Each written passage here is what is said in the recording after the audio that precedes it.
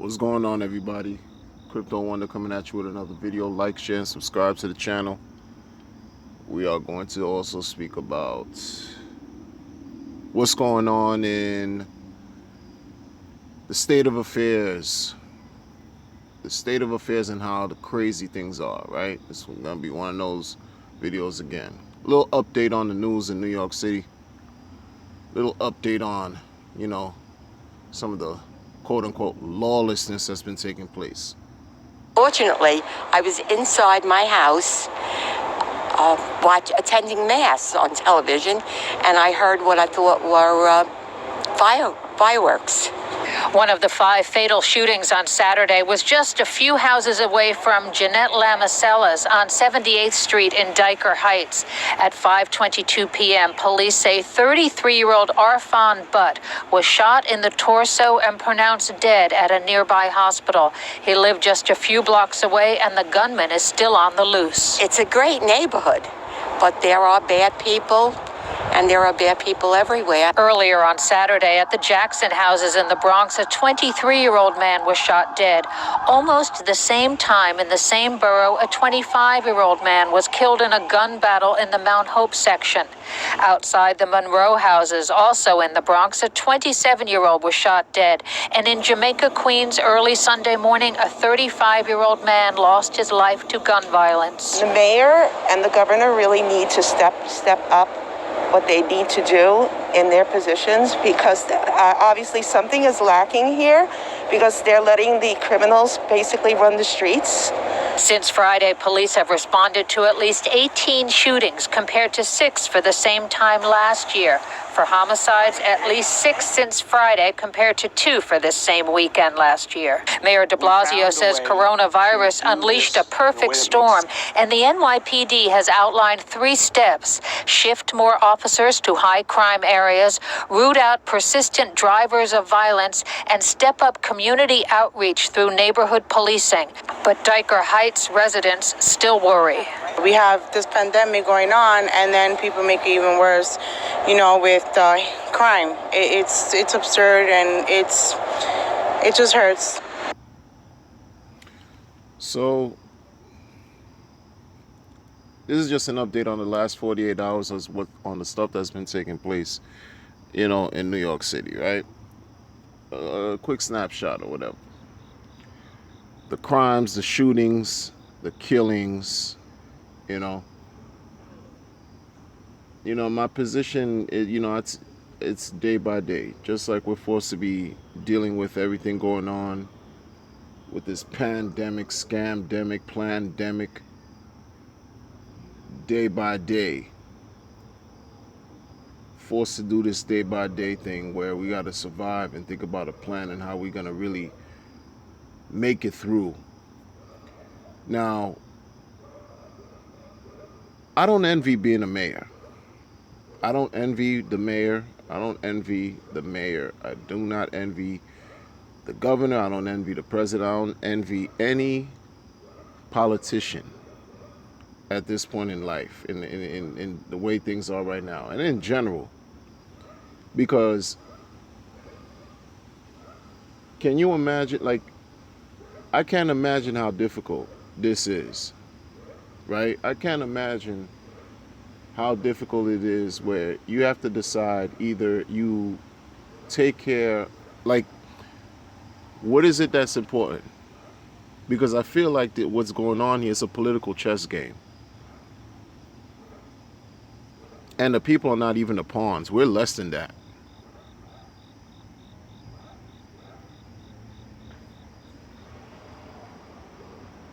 We're less than the pawns.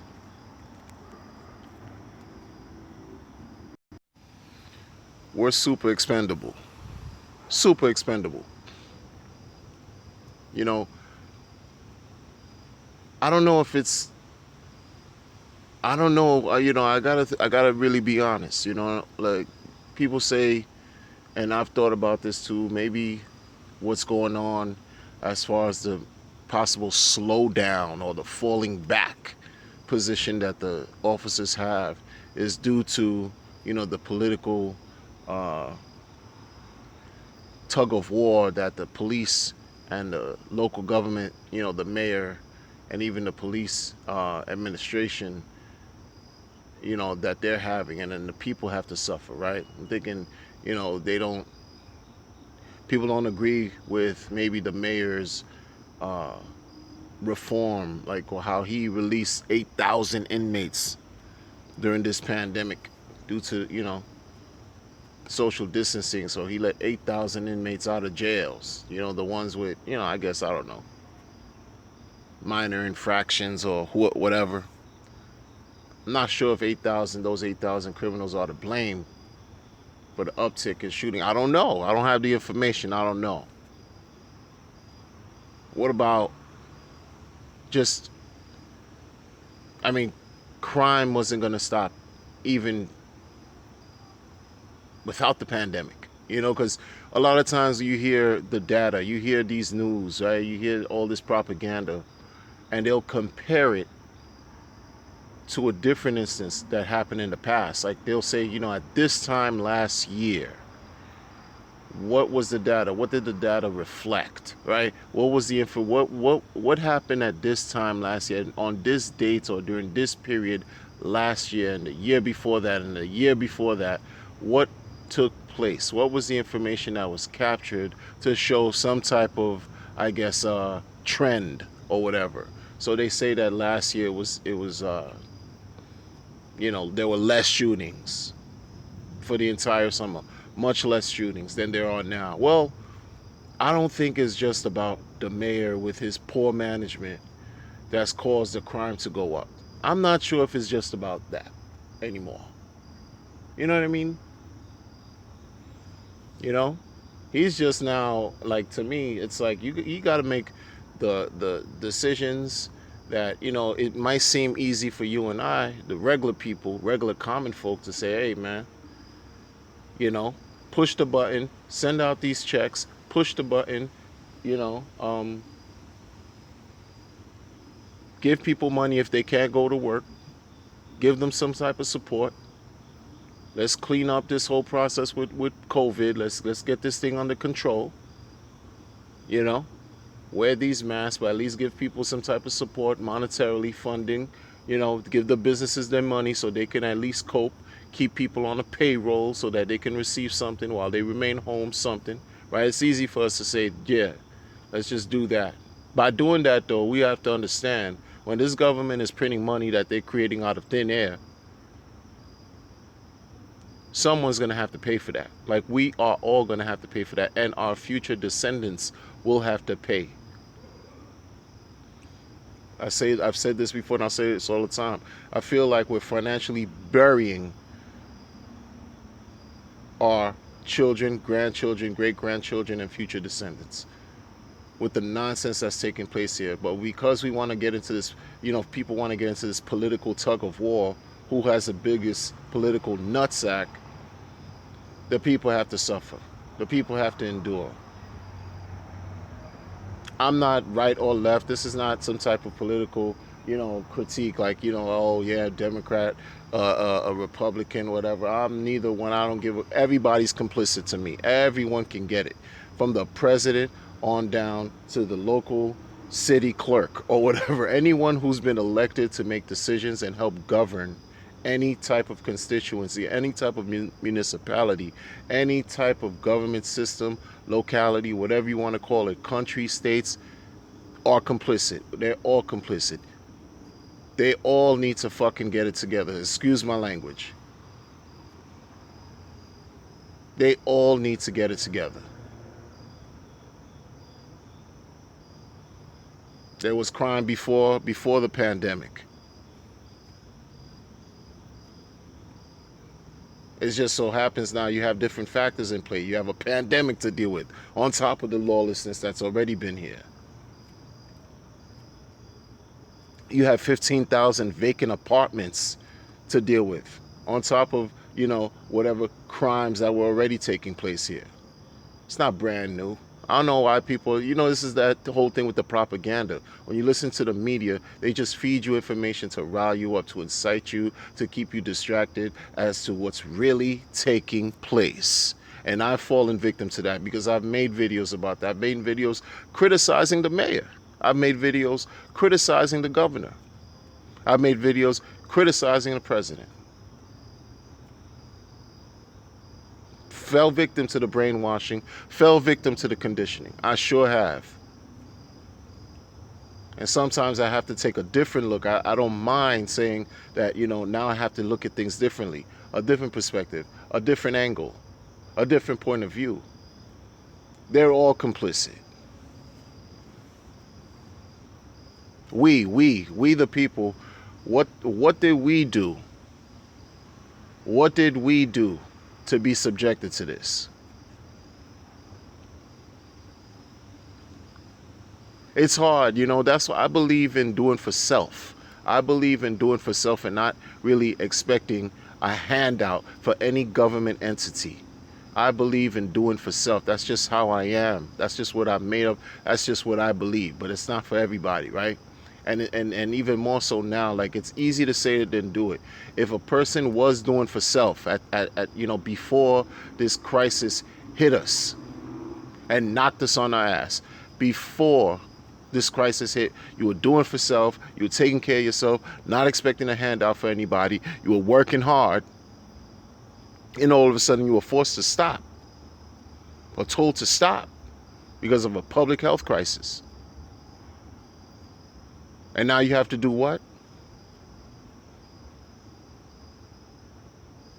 Accept money from the corporation that doesn't give two shits about you. Now you become dependent against your will, to no fault of your own, and are expected to continue to concede. You're expected to continue to sit down and take it while you watch this political game playing, these political matches take place. The president, inefficient. All the politicians, inefficient at this point. Completely, wholly inefficient. Whatever they decide from now till the election, to the date of the election, which is only in a few weeks, it's just political games. Political games. I don't care. This is my opinion. Local mayors, states, Congress, Senate, House of Representatives, all are complicit, inefficient, wholly, totally. We can't even come together. We can't even come together as a country. The entire globe is looking at us. The entire globe is watching what these next few weeks are going to transpire to be, because it's leading up to the election in November. The entire world, on top of all the crazy stuff that's going on, and we can't even get it together. We're so divided.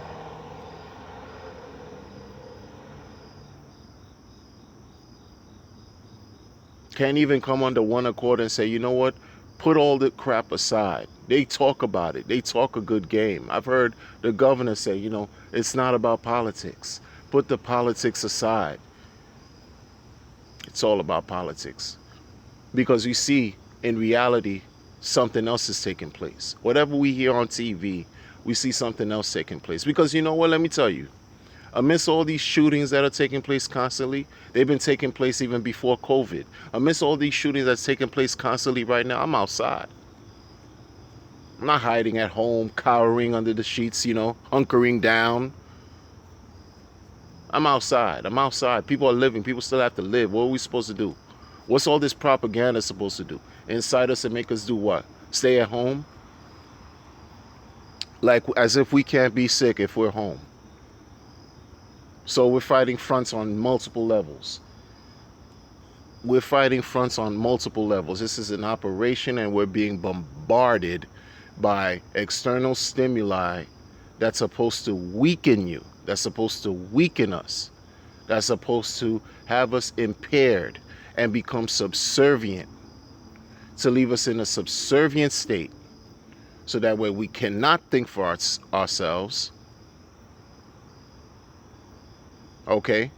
We cannot make decisions for ourselves that we cannot resist. Here's this vaccine. Go take this vaccine.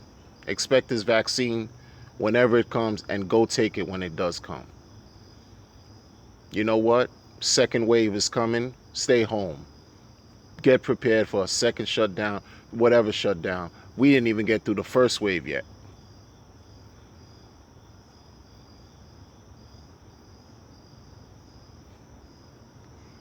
Businesses are reopening, barely making it. Schools are reopening.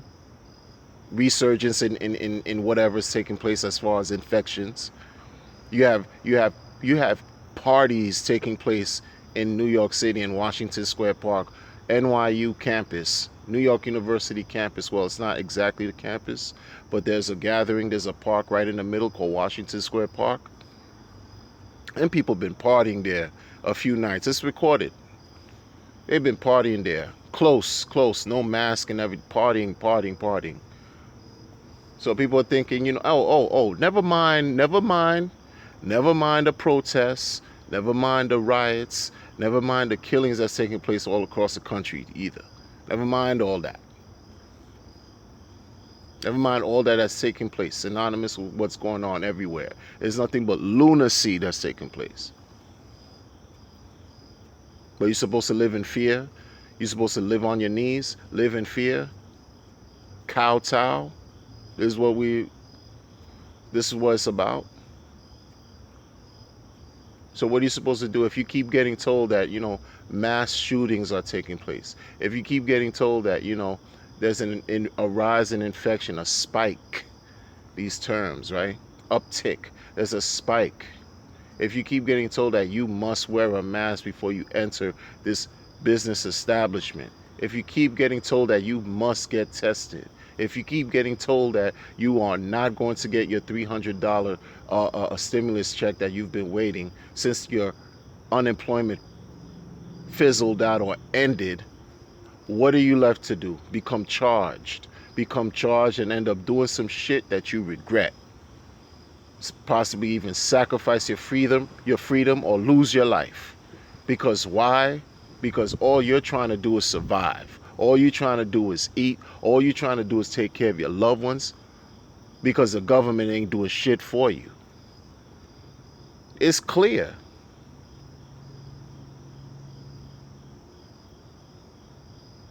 It's clear. What's the government doing?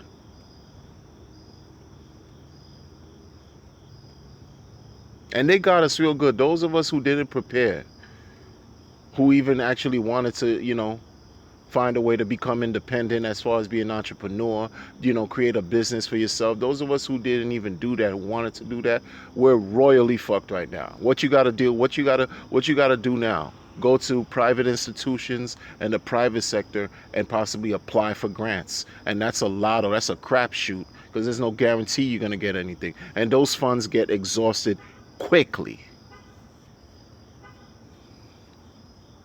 But it goes to show you, where you have organizations, charitable funds, nonprofits, institutions, corporations that are issuing grants and issuing loans on their own, is because the government is failing us. This is what's taking place right now. Wholly inefficient. Wholly inefficient. We're either getting affected by this directly, which most of us are, or indirectly. One way or another, we're getting affected by this in various degrees.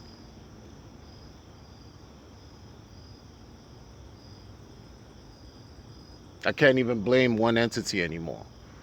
This is bigger than a conspiracy theory. This is bigger than a movement. Right wing, left wing. This is bigger than any type of partisan ideology. This is bigger than Marxism and socialism, democracy. This is bigger than that. Bigger than that. And we, as a people, are left with the short end of the stick. We have to deal with the brunt of it, and our descendants have to deal with it too. They are going to get stuck with the biggest tax bills, the most enormous, gigantic levels of bills and payments, because nothing that we receive, make no mistake about it, nothing is free.